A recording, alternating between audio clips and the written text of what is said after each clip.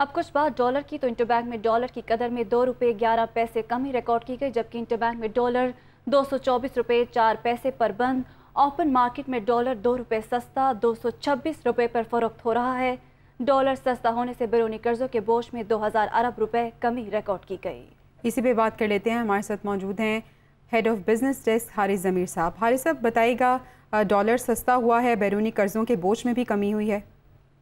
मोहतरमा, रीज़न जो है वो इससे पहले वाली खबर में मौजूद ही था कि जो चीफ ऑफ आर्मी स्टाफ ने बातचीत की है वो थोड़ी लेट खबर आई थी। बैंकिंग बस तकरीबन एंड हो रहा था, लेकिन उससे पहले थोड़ी मुस्बत असरात आ गए थे और इंटरबैंक के अंदर डॉलर में कमी हुई थी।